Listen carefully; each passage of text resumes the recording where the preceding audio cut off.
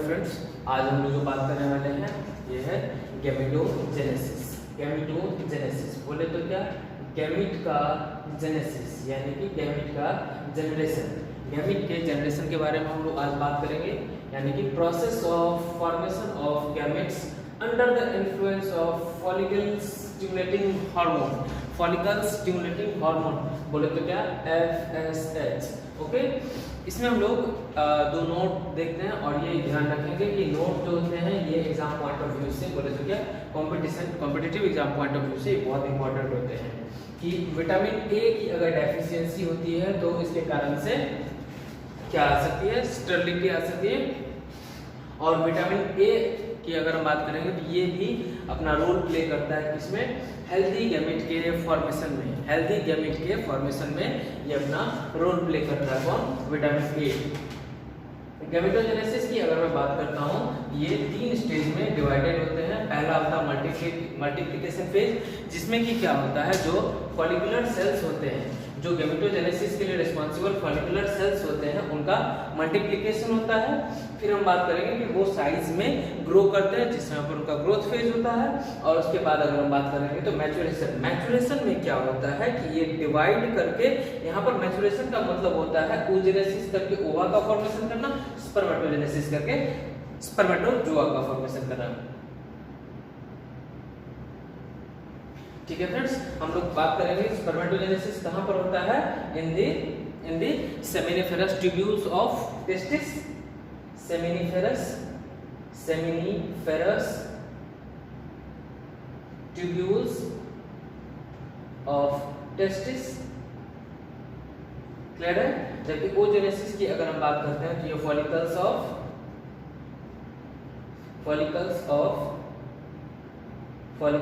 Of ovaries. ठीक है ना।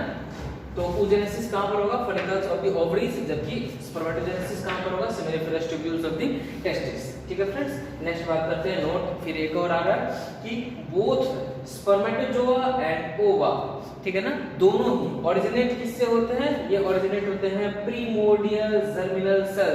बहुत इंपॉर्टेंटली आप लोग याद रखेंगे, प्रीमोर्डियल जर्मिनल सेल, इसे इन शॉर्ट PGCS हम लोग कहते हैं, primordial germinal cell, which is extra gonadal in nature. Extra gonadal कहने का मतलब क्या होगा, ह्यूमन के अंदर अगर हम लोग बात करते हैं, ह्यूमन मेल में गोनाड क्या है, टेस्टिस, और फीमेल में अगर हम लोग बात करते हैं तो गोनाड क्या है, ओवरी। ये इस दोनों के ओरिजिन का नहीं होता है, ये इस दोनों से डिफरेंट होता है। ये बहुत इंपॉर्टेंट पॉइंट आप लोग ध्यान में रखेंगे। ठीक है ना। बहुत चौंकाने वाली बात भी है कि आखिर उसी का वो प्रोड्यूस कर रहा है और उसी के ये जर्म सेल्स नहीं है, ये कैसे, तो बात करते हैं इसके बारे में। इन ह्यूमन अगर हम बात करते हैं तो ये प्रीमोर्डियल जर्म सेल्स जो होते हैं, ये प्रीमोर्डियल जर्म सेल्स जो होते हैं, ये कहां से आते हैं, ये originate during early embryonic development. Early embryonic development यानी कि शुरुआत का जो एम्ब्रियोनिक डेवलपमेंट चल रहा होता है उसी समय पर इसका ओरिजिनेशन होता है। किससे हम बात करते हैं, एक्स्ट्रा एम्ब्रियोनिक मेसोडर्म से। एक्स्ट्रा एम्ब्रियोनिक मेसोडर्म से मतलब इसका क्या होगा कि ये एम्ब्रियो का मेसोडर्म बिल्कुल नहीं है।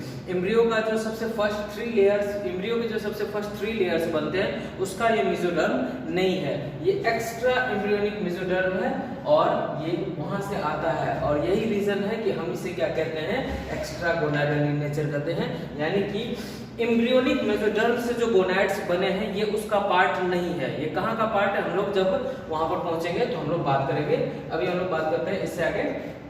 एंड इवेंचुअली जब ये बन जाते हैं तो ये माइग्रेट कर जाते हैं, उस जगह से शिफ्ट हो जाते हैं, माइग्रेट कर जाते हैं। कहाँ माइग्रेट करते हैं, in the yolk sac endoderm. ये यॉर्क सैक के एंडोडर्म के पास मूव कर जाते हैं, अल्टीमेटली टू द गोनाड्स, और फाइनली गोनाड्स के अंदर पहुंचते हैं। ये गोनाड पर बना हुआ है, इस गोनाड के अंदर ये बाद में पहुंच रहे हैं, इसी कारण से इसे किस नेचर का कहते हैं हम लोग, एक्स्ट्रा गोनाडल नेचर का कहते हैं। क्लियर है फ्रेंड्स। और बाद में ये डेवलप करके क्या होता है, ये डेवलपिंग एम्ब्रियो के अंदर आ जाते हैं, वेयर दे अंडरगो डेवलपमेंट। वहां पर जाकर ये क्या करते हैं, डेवलपमेंट करते हैं और फॉर्मेशन क्या करते हैं, किसका, गैमेट्स का फॉर्मेशन करते हैं। कब, प्यूबर्टी में। क्लियर है, आप कब फॉर्मेशन करते हैं, प्यूबर्टी। हम लोग देखेंगे इसमें स्पर्मेटोजेनेसिस, गैमेटोजेनेसिस के अंदर हम लोग सबसे पहला क्या देखने वाले हैं, स्पर्मेटोजेनेसिस, यानी कि process of formation of the gametes or sperm, male gamete और sperm, उसे हम लोग क्या कहते हैं, उसे हम लोग कहते हैं स्पर्मेटोजेनेसिस।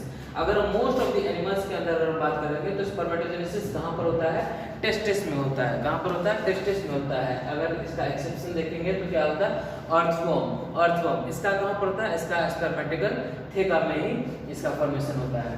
मैमेलियन टेस्टिस की अगर हम लोग बात करेंगे, जो मैमल्स होते हैं उसके टेस्टिस की अगर हम लोग बात करते हैं तो वो क्या पोसेस करते हैं, सेमिनिफेरस ट्यूब्यूल्स। और हम अगर बात करते हैं तो इसमें इसके जो सेमिनिफेरस ट्यूब्यूल्स की जो वॉल्स होती हैं वो बनी हुई होते हैं किससे, जर्मिनल इपिथेलियम से। यही इपिथेलियम जिसके बारे में मैंने बात करी थी, जो कि एक्स्ट्रा एम्ब्रियोनिक डेवलपमेंट के टाइम पर एक्स्ट्रा गोनाडल मेसोडर्म से बनता है, which contains some special type of cells, जो कि कुछ special type of cells possess करती है, जिसे हम लोग क्या कहते हैं, पीजीएस कहते हैं, प्रिमोर्डियल जर्म सेल कहते हैं, ठीक है। और ये सेल्स क्या है, स्पर्मेटोजेनेसिस को स्टार्ट करती हैं।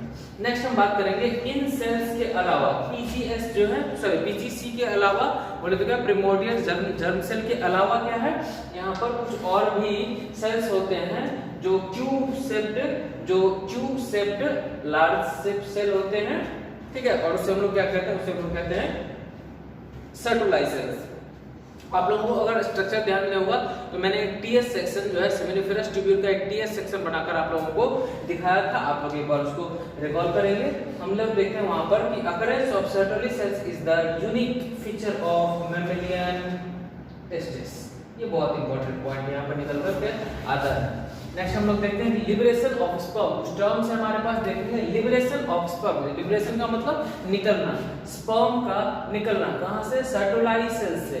सर्टुलाई सेल्स से स्पर्म का निकलना क्या कहलाता है, स्पर्मिएशन कहलाता है। अगर हम लोग टेस्टिस से स्पर्म के निकलने की बात करेंगे, टेस्टिस से निकल करके जब स्पर्म बाहर आता है उस समय के प्रोसेस को हम लोग क्या कहते हैं, स्पर्मिएशन कहते हैं। और स्पर्म के मेल के बॉडी से बाहर निकलने का जो प्रोसेस होता है उसे हम लोग कहते हैं इजैकुलेशन।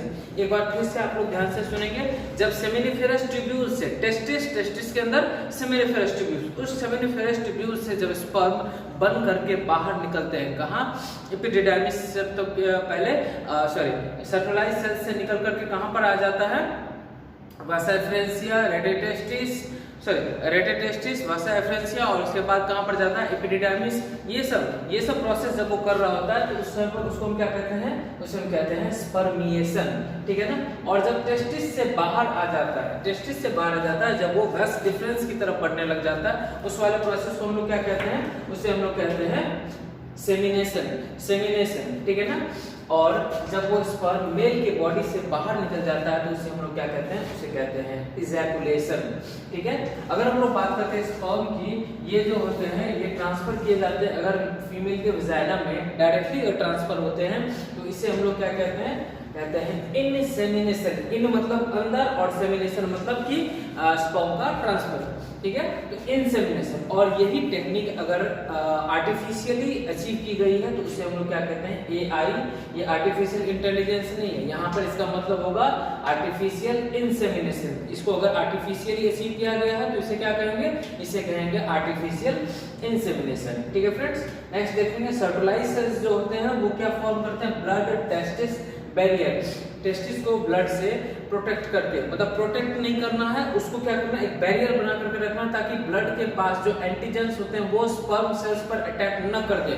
क्यों? क्योंकि उसके पास जो एंटीजेंस होते हैं वो सेल्फ सेल्स और नॉन सेल्फ सेल्स में रिकॉग्नाइज करना जानते हैं। और हम जानते हैं कि हमारी पूरी की पूरी बॉडी डिप्लॉयड बॉडी है, तो डिप्लॉयड बॉडी होने के कारण और स्पर्म हैप्लॉयड स्ट्रक्चर होने के कारण, चूंकि स्पर्म में गैमीट है तो हैप्लॉयड स्ट्रक्चर होने के कारण क्या है कि वो उसे एक नॉन सेल्फ सेल यानी कि अपना सेल नहीं मानेंगे और उस पर अटैक कर देंगे और उसको किल कर दिया जाएगा। तो किल कर दिया जाएगा तो फिर वो किसी काम का तो नहीं रहेगा, फिर नेक्स्ट जनरेशन में क्या काम आएगा। इसके लिए क्या होता है कि ये सर्टुलाई सेल्स बहुत ही इंपॉर्टेंट रोल प्ले करते हैं यहाँ पर, और ये क्या फॉर्म करते हैं, ब्लड टेस्टिस बैरियर फॉर्म करते हैं और क्या करते हैं, प्रोटेक्ट करते हैं, जिसको स्पर्म को प्रोटेक्ट करते हैं। किससे? हमारे बॉडी के इम्यून सिस्टम से, हमारी बॉडी के इम्यून सिस्टम से उसे प्रोटेक्ट करते हैं, क्योंकि इनके स्पर्म क्या होते हैं, ये हैप्लॉइड स्ट्रक्चर है, जबकि हमारे बाकी बॉडी सेल्स क्या होते हैं, वो डिप्लॉइड स्ट्रक्चर के होते हैं। नेक्स्ट हम लोग देखते हैं कि सेंट्रलाइज सेल्स जो है वो फंक्शन करते हैं किसके जैसा, वो एंडोक्राइन ग्लैंड्स के जैसा फंक्शन करते हैं। इसके बारे में हम लोग बात कर चुके हैं। ये क्या करते हैं, ये 3 तरह के हार्मोन सीक्रेट करते हैं। EMH बोले तो क्या, एंटी मुलेरिन हार्मोन। ये फंक्शन किसका कैसा करता है, डिग्रेडेशन करता है किसका, फीमेल के गोनाड्स का, फीमेल गोनाड्स का इन मेल एम्ब्रियो। जब मेल होता है तो उसके अंदर फीमेल के गोनाड्स के सेल्स भी बनते हैं, लेकिन जब एंटी मुलेरिन हार्मोन रिलीज होता है तो ये क्या करता है, फीमेल के गोनाड का डेवलपमेंट को सप्रेस कर देता है, जिसके कारण से उसके अंदर फीमेल के कैरेक्टर्स नहीं आ पाते हैं। ठीक है। दूसरा है इनिबिन हार्मोन। ये किसके जैसा फंक्शन करता है, ये कंट्रोल सिक्रीशन करता है, कंट्रोल करता है किसका, excess secretion of the pituitary gland के एक्सेस सिक्रीशन को ये कंट्रोल करता है। ये हमने पढ़ा हुआ है। और इसके कारण से क्या होता है, ये ओवर प्रोडक्शन ऑफ स्पर्म को कंट्रोल करता है। तीसरा है एंड्रोजन बाइंडिंग प्रोटीन, और इसके बारे में भी हम लोगों ने स्टडी किया हुआ है कि ये क्या करता है, ये टेस्टोस्टेरोन के साथ जाकर के बाइंड करता है। टेस्टोस्टेरोन एक एंड्रोजन है, तो ये एंड्रोजन के साथ बाइंड करता है। ये प्रोटीन जो होता है ये एंड्रोजन के साथ जाकर के बाइंड कर जाता है, और बाइंड करके क्या करता है, ये उसके कॉन्सेंट्रेशन को बढ़ाता है। कहाँ पर, सेमिनिफरस ट्यूब्यूल में। और हम जानते हैं कि टेस्टोस्टेरोन हार्मोन जो एक एंड्रोजन है, इसका काम क्या होता है, इसका काम होता है सेमिनिफरस ट्यूब्यूल्स में स्पर्मेटोजेनेसिस को प्रमोट करना। तो ये क्या करता है, ये इसका काम होता है कि उसके कॉन्सेंट्रेशन को वहां पर बढ़ाए रखना। क्लियर है फ्रेंड्स। नेक्स्ट देखते हैं कि अगर हम लोग एडल्ट मेल के अंदर बात करते हैं तो ये हर दिन लगभग कितने 10 to the power 12 से लेकर के 10 to the power 13 sperm cells हर दिन बनाते हैं। ठीक है, इनके अंदर बनते हैं। जबकि हम स्पर्म्स की बात करेंगे तो ये ग्रेजुअली क्या करते हैं, मूव करके कहाँ पर चले जाते हैं, एपिडिडाइमिस में चले जाते हैं, या फिर एपिडिडाइमिस में चले जाते हैं। और साथ में क्या होते हैं कि first part of the vas deferens में चले जाते हैं, जहां पर ये फर्दर डेवलपमेंट को गेन करते हैं, और वहीं पर क्या होते हैं, लगभग 1 मंथ तक के लिए स्टोर हो जाते हैं। क्लियर है फ्रेंड्स। आप लोग, मैं एक बार यहाँ पर रोकूंगा, यहाँ पर आप लोग क्या करेंगे, इस चार्ट को आप लोग अच्छे से ड्रॉ कर लेंगे। उसके बाद मैं इसको एक्सप्लेन करता हूँ।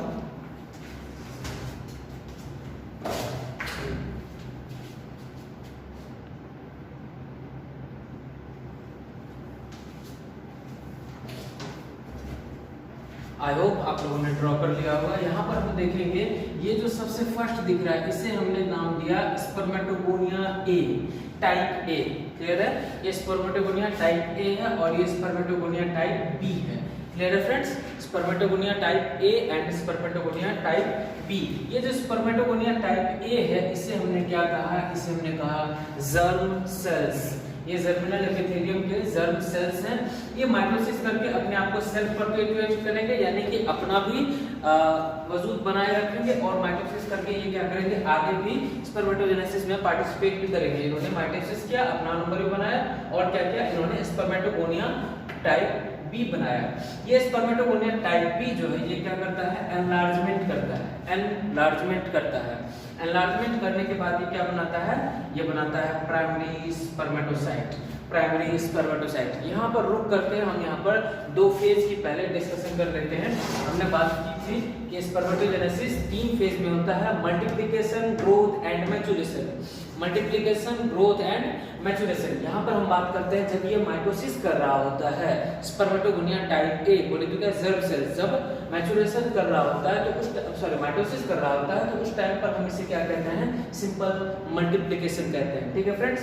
जब ये माइटोसिस करके जब स्पर्मेटोगोनिया बी में कन्वर्ट हो जाता है, और बी जब एनलार्ज होकर के प्राइमरी स्पर्मेटोसाइट बनाता है, उस फेज को हम लोग कहते हैं ग्रोथ फेज।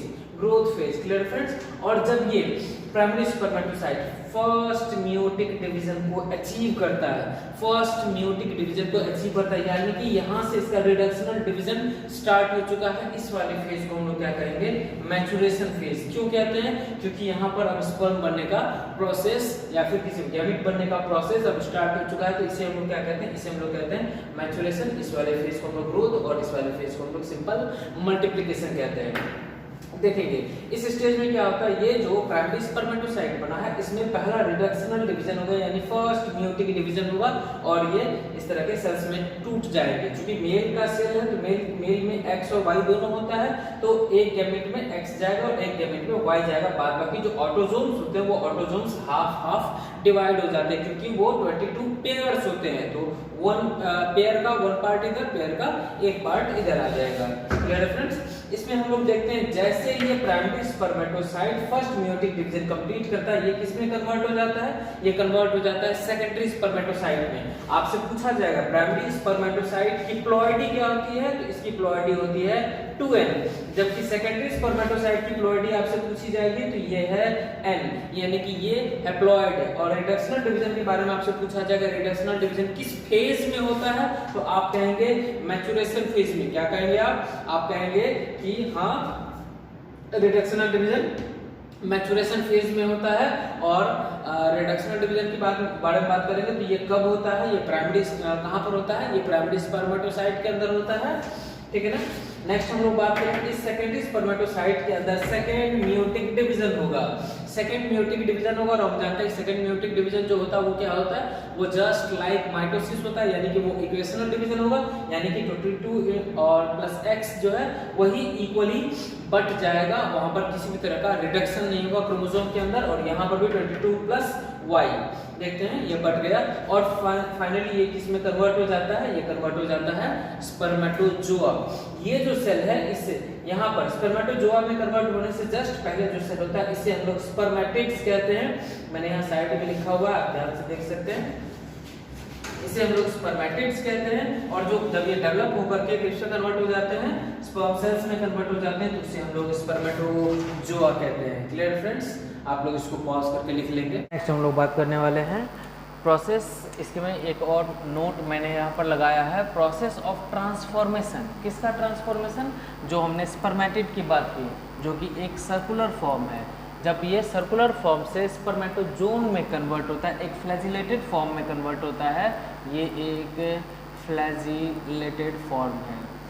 फ्लैजिलेटेड फॉर्म में जब ये कन्वर्ट होता है तो इस प्रोसेस को हम लोग क्या कहते हैं, स्पर्मियोजेनेसिस। क्लियर है? ये स्पर्मेटोजेनेसिस और स्पर्मियोजेनेसिस, इस बात को आप ध्यान रखेंगे। क्लियर? स्पर्मेटोजेनेसिस पूरे स्टेप को हम लोग कहते हैं। और जब स्पेशली सर्कुलर स्पर्मेटिड से ये फ्लैजिलेटेड फॉर्म स्पर्मेटोजोन में कन्वर्ट होता है तो इसे हम लोग क्या कहते हैं, स्पर्मियोजेनेसिस कहते हैं। क्लियर है फ्रेंड्स? नेक्स्ट हम लोग देखते हैं, ये एक स्ट्रक्चर ऑफ स्पर्म है, ह्यूमन स्पर्म। नेक्स्ट इसमें हम लोग देखते हैं कि ये सबसे ऊपर का जो पोर्शन है, हेड वाले पोर्शन में क्या क्या आता है, हेड वाले पोर्शन में आता है एक्रोजोम और न्यूक्लियस। ये जो एक्रोजोम होता है, ये एक्रोजोम पजेस क्या करता है, स्पर्म लाइसिन। ये एक तरह का लाइटिक एंजाइम होता है और ये स्पर्म लाइसिन प्रोसेस करता है। और यही स्पर्म लाइसिन जो है, स्पर्म के पास जो लाइटिक एंजाइम है, इस कारण से इसको हम क्या कहते हैं, स्पर्म लाइसिन कहते हैं। और जब ये ओवा के वॉल से टकराता है तो वहाँ पर जाकर ये ब्रस्ट कर जाता है और स्पर्म के लिए एंट्री का रास्ता बनाता है। क्लियर है फ्रेंड्स? न्यूक्लियस, न्यूक्लियस बात करते हैं। इसमें बहुत ही ज़्यादा हाईली कंडेंस्ड फॉर्म में क्या पाया जाता है, क्रोमेटिन पाया जाता है, जिसमें मेनली डीएनए होता है। ये इसका नेक पोर्शन है, जिससे कि हेड और मिडल पीस ये इस नेक पोर्शन से अटैच होते हैं। नेक पोर्शन में क्या होता है, नेक पोर्शन में दो तरह के सेंट्रियोल पाए जाते हैं, proximal centriole and distal centriole. Clear है friends? Proximal centriole and distal centriole.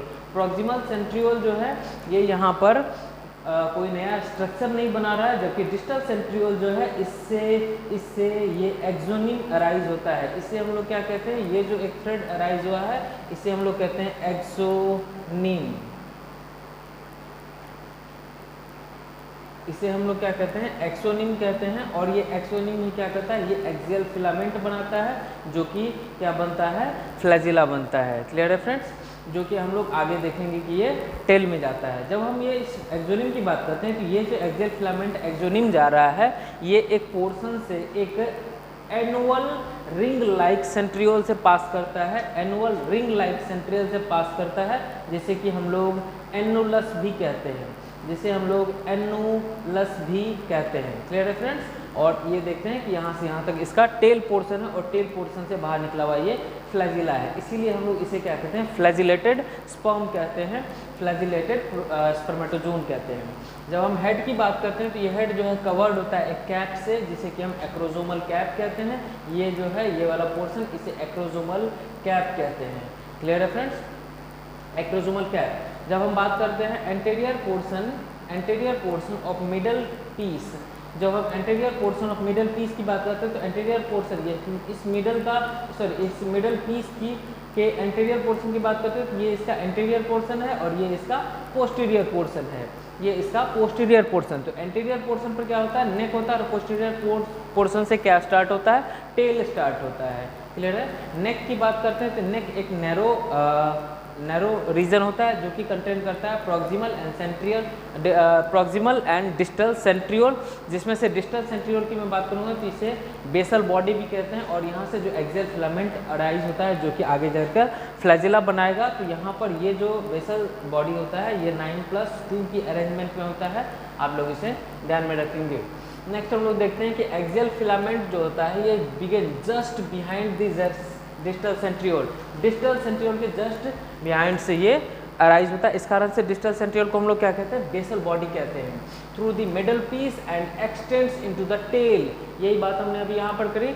जब हम नेक्स्ट बात करते हैं at the point where middle piece joins the tail, जहाँ पर ये मिडल पीस खत्म होता है, जब ये टेल को जहाँ पर ज्वाइन करता है, this axial filament passes through a ring like structure, ये रिंग लाइक स्ट्रक्चर से ये पास करता है, जैसे कि हम लोग क्या कहते हैं, एनुलस कहते हैं या फिर रिंग सेंट्रियोल कहते हैं। ठीक है। जब हम मिडल पीस की बात कर रहे हो तो यहाँ पर हम देखते हैं कि स्पायरली कॉइल्ड, यहाँ पर क्या होता है, स्पायरल फॉर्म में माइटोकॉन्ड्रिया प्रेजेंट होता है स्पायरल शेप का। क्लियर है।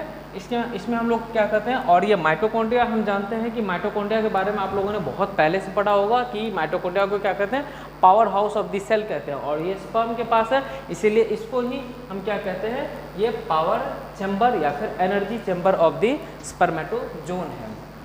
नेक्स्ट बात करते हैं हम बात यहाँ के हेड पोर्शन की। जो न्यूक्लियर पार्ट है, हेड है जो स्पर्मेटोजोआ का, वो मेनली क्या प्रोसेस करता है, वो क्रोमेटिन प्रोसेस करता है। क्रोमेटिन में मोस्टली क्या, डीएनए। इसके अलावा जब हम बात करते हैं, इसके पास एक बेसिक नेचर का प्रोटीन भी होता है, बेसिक नेचर का एक प्रोटीन भी होता है जिसे हम लोग प्रोटामाइन कहते हैं। क्या कहते हैं, उसे हम लोग प्रोटामाइन कहते हैं। यहाँ तक हमारा क्या खत्म होता है, यहाँ तक खत्म होता है स्पर्मेटोजेनेसिस। इसके बाद जो हम लोग पार्ट पढ़ने वाले हैं उसे हम लोग कहेंगे oogenesis। बोले तो क्या, ओवा का फॉर्मेशन किससे, ओवरी से, फीमेल गोनाड ओवरी से ओवा का फॉर्मेशन जो होगा उसे हम लोग क्या कहते हैं, उसे हम लोग कहते हैं oogenesis। नेक्स्ट लेक्चर में हम लोग oogenesis की बात करेंगे। Thank you very much.